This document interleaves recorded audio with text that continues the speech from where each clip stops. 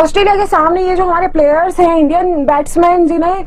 Test cricket में सालों का एक्सपीरियंस है, इन्होंने 1000 रन बनाए, 1000 से ज्यादा रन बनाए हैं, लेकिन ये एकदम गेंदबाजों के सामने, ऑस्ट्रेलिया के गेंदबाजों के सामने ताश के पत्ते की तरह ढेर हो चुके थे। अब सवाल ये आता है कि ये जो हमारे सीनियर प्लेयर्स है, ये कैसे हमें कोई मैच जिता के देंगे आईसीसी इवेंट में। सवाल ये भी आता है कि जिस तरह से ये आउट हुए हैं, एकदम बिगिनर स्टाइल में, एकदम नूब स्टाइल जिसे कहा जा सकता है, एकदम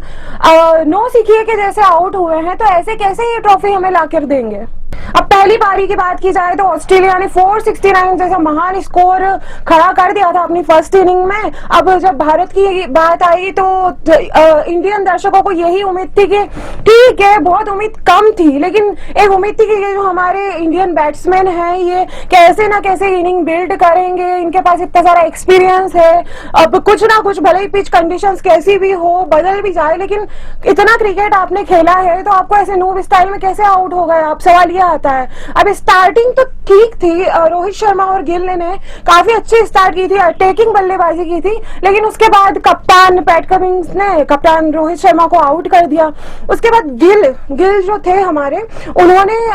बॉल उनकी तरफ आई, उन्होंने बॉल छोड़ी और वो बॉल अंदर आकर स्विंग होकर विकेट से टकरा गई। इसी तरह आउट हुए चेतेश्वर पुजारा जो कि काउंटी क्रिकेट खेल रहे थे, लेकिन यहाँ आकर वो ऐसा लग रहा था कि गेंद को काफी देर तक देखते रहे और बॉल्ड हो गए। अब उम्मीद थी हमारे विराट कोहली से, जो टेस्ट क्रिकेट में बता भी रहे थे कि वो लय पे, अपनी टेक्निक पे ध्यान दे रहे थे, और उनके साथ हुआ भी ऐसा कि स्टार्क ने एक ऐसी डिलीवरी फेंकी जो अनप्लेएबल थी, तो उसी डिलीवरी पे विराट चलते बने। अब उसके बाद ऐसा लग रहा था कि जडेजा और रहाणे ही बचा सकते हैं, और उन दोनों ने 71 रनों की पार्टनरशिप भी खड़ी की, लेकिन at the end of the day जो हमारे नेथन लायन है, उन्होंने रविंद्र जडेजा को 48 पर आउट किया। लेकिन ये जो पार्टनरशिप बनी रहाणे और जडेजा की, अगर ये भी ना बनती और अगर जडेजा 48 ना बनाते तो ऐसा लग रहा था कि ऑल आउट ही हो जाएंगे हम। अब आईसीसी ट्रॉफी को घर आए हुए, इंडिया आए हुए 10 साल हो चुके हैं। बैक टू बैक अपने फैंस, क्रिकेट फैंस उम्मीदें लगाए बैठे रहते हैं, लेकिन इंडियन जो सीनियर प्लेयर्स हैं वो हमेशा उम्मीदों पे पानी फेर ही देते हैं। और सवाल यह आता है कि क्या अब टाइम आ गया है कि यंग प्लेयर्स को जो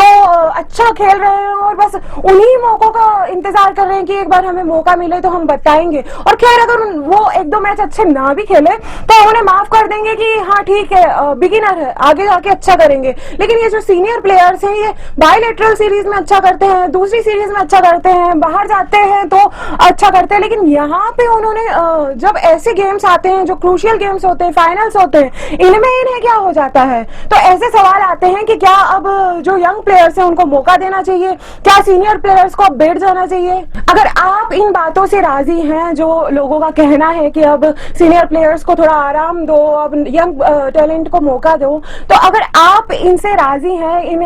बातों से राजी हैं, तो हमें जरूर बताइएगा कमेंट बॉक्स में कि किसे मौका देना चाहिए और किस सीनियर प्लेयर्स को बिठा देना चाहिए।